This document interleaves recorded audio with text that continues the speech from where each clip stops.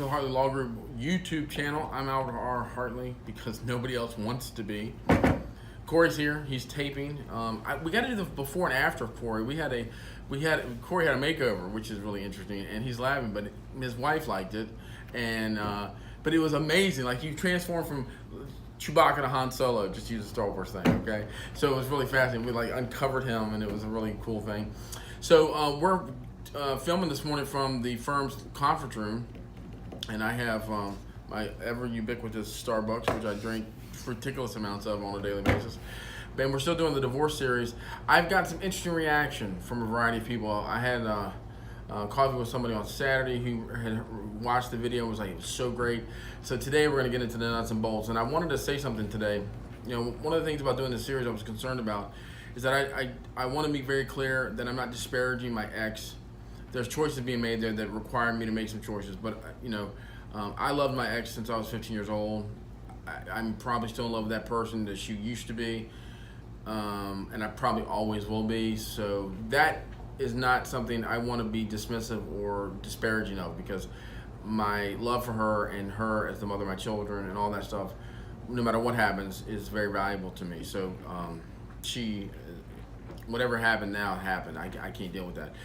But in retrospect, as that sort of happened, I had to make some decisions because there were certain things happening that violated my life principles. And so I think that's one of the things I want to start with today as we start going into some more specifics, is that I really believe that you have to have certain life principles, and there's certain things that you have to look at and say, look, is this violating one of these principles? And so, for example, moral relativism is not an acceptable life principle for me. It never has been and never will be.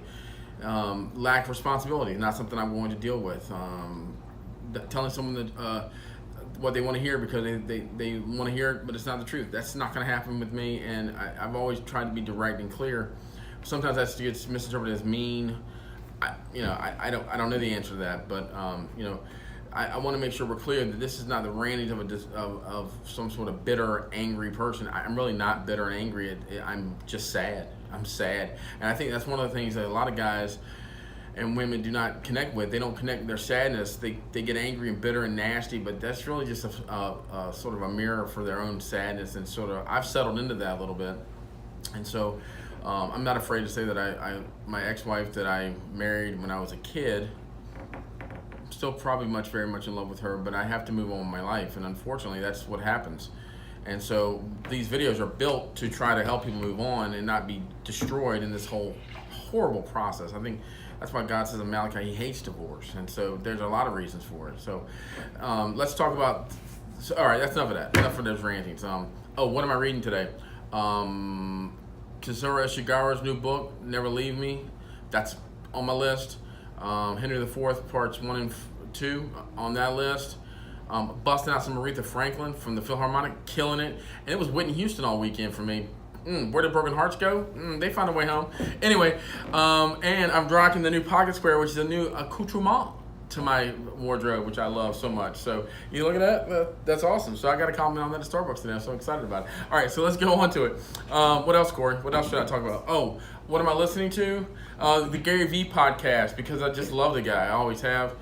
And I'm still rocking some Tony Robbins all of a sudden because he's the guru that I'm into lately. That's awesome. My daughter's listening to some horrible murder podcast, which is disturbing to me. But I listened to a little bit of it, and it's awesome. So that's in it. And Corey, tell him what I got. Tell him what I got Friday or Thursday. Come on, man, the bike. Peloton bike. The Peloton bike. I got that. Oh yes, that's happening now in the apartment. Peloton bike. I got shoes Sunday. I got biking shoes Sunday. I'm not doing spandex, so don't worry about that. That's not happening. The lady said, "You want some spandex?" I said, "Man, I should never be in spandex ever." So that was kind of funny. So anyway, so let's talk about the logistics we're talking about, which is we ended last video series with equity versus asset type analysis for divorcing. So when you start divorcing somebody, it really is a separation of things. And so there's two ways you go about it. I went about a debt position, which was, look, I'm willing to take all this debt. I'm willing to take it on, but I'm going to minimize my asset distribution. So it's a balancing game. So you have to decide to yourself if you can go backwards. So if you're in a financial position where what I consider to be, you're in between, hey, it's more debt than asset, then you can go debt. Like you just say, listen, I'm going to throw debt, you're going to throw debt. The debt's going to drive us into some sort of level of negotiation that really is marital debt versus isolated debt. And if you've been married a long time like I was, it's all marital debt. And if you have all the income, it's all your debt, except there's a portion that's going to be the divorced spouse's debt, and you can use that for negotiation purposes. And that's really important analysis because you can get rid of debt, you can negotiate it, you can do a lot of things with it. So that's a nice point to look at and go, okay, this is where we're going to do our divorce positions. We're going to strategize using the debt. That's your debt, my debt, what we do with it, how we handle it, and that's going to be the underlying foundation for how we get divorced. That is a different analysis versus assets. So if you've got a lot of assets, you're making a ton of money, and I've got friends who've just got a ton of money, and their wives they've been married 20 years. They're going to give half of that money to their spouse. I don't care what it is. So that's an asset position. And so when you talk about an asset position divorce, you may want to buy out of the long-term emotional investment into this person. So if they're gonna want alimony for the rest of their life or whatever position you're going to take, and that's what your legal counsel is telling you, like, look, you got a risk of that. You have to find two things: the target zone. So, Corey, I want to make sure we're clear about this, and we'll do a little chart, but. Typically in a divorce, there's two separate positions and they move down to like a target zone. And I think it's really important from a strategy point of view, the asset analysis, when you get to a target zone of the amount of money you're spending and the amount of time you're spending, then you should look to settle the case. Because after that, you're basically, it's a negative return on your investment of your legal time and of your asset distribution. So what I told a lot of my clients, and this is my advice to myself, which was, once I get to a position to where, number one, I'm not talking about the moral situation because, that's a whole different situation. But if you're talking about the two different types of analysis from a debt structure, okay, what can I do with that? But let's talk about asset. Once you get to a place where you're going to pay your ex-spouse a certain amount of alimony every month for a certain period number of years, and you've got a risk of infinite amount of alimony, you should look for this target zone, which is made up of the amount of money I'm spending per month and the length of years. And once you get to that area, you should try to really focus on settling the case at that point.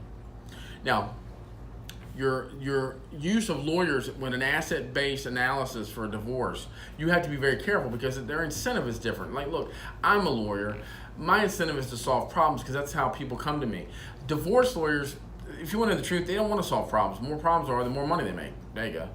Now, I'm not all of them, there's some of them, but that's the bottom line. So you have to be strategic in what you're looking for as advice. I believe that it's an important aspect to find out from a divorce lawyer what the law is and the consequences of going to trial over a particular issue. For example, have I been married so long that I'm going to pay alimony for the rest of my life? Possibly. Could be. What type of money will be required of me to pay my ex-spouse? Okay. Number three, what kind of assets are my at risk of losing a significant amount of value by distributing them? Number four, what is the entitlement of the equity positions that I can give up, and how can I limit the amount of time that I got to spend on alimony payments? The amount of time on alimony payments is really important because that's a leverage point that you got a finite amount. I have a finite amount of years to pay. I could try to lump sum that. I will never do that. I've got my own theories on what that's going to look like down the road. But I got into a target zone, and once that was there, I knew that I should settle the case. She left, so it's not like I was waiting for her to come back. That GPS was broke. So the bottom line is, once that happened, you accept that finality of the emotional turmoil of that. You have to do an asset-based or debt-based analysis. If it's debt-based, you have to ask yourself the length of time it's going to take you to get out of debt, the value of that debt in the relationship, how much you can leverage to limit the amount of money that you're having to pay out because of that debt, and what your income potential is in the future and how you can negotiate and pay that debt. So what I did is I did that analysis and going down the road. There's a last analysis I think you should do, which is the dollar cost averaging of paying that debt over time versus the amount of income you're having to pay toward alimony. And if you've got a potentiality of having more money coming in, then the debt strategy is strong. So if you're going to make the call and you've got an opportunity to get divorced and you think the thing is going to break, do not wait. Make it happen, okay? Because the long-term cost to you if you wait is pretty significant. Now, I think there's some law that's changed where after 2018, the alimony payments are not deductible for the payer. that's a big deal. I mean, we're talking basically. I got an above the line deduction of a significant amount of money, so I wanted to get mine done in 2017. It's income to the recipient, so that's the way it is. That law changed this year. I think you have to either have your separation agreement or your divorce done by 2018 December. So you have to make sure that if you're going to pull the trigger, pull it now, baby. Don't wait. Do not wait. We're talking 25 to 30% of deduction amounts off your adjusted gross income. Okay. So, I think what you need to do is look at the analysis between debt and asset, do the idea of how long it's going to take you to pay that out, and make sure you limit the amount of time that you're going to be exposed to paying this out. And if that's the case, develop a target zone, and once that's there, work towards settling that case, and make sure you tell your professionals that are helping you that's what you're trying to do. Okay, so that's the first step. We'll talk more specifics in the next series of videos. My next appointment's here. I hope you guys have an awesome Monday, and I look forward to hearing from you on our Facebook page. Corey's going to post some other things on there, but we look forward to hearing you on the Heartland Law Group YouTube channel. Thanks a lot. Bye.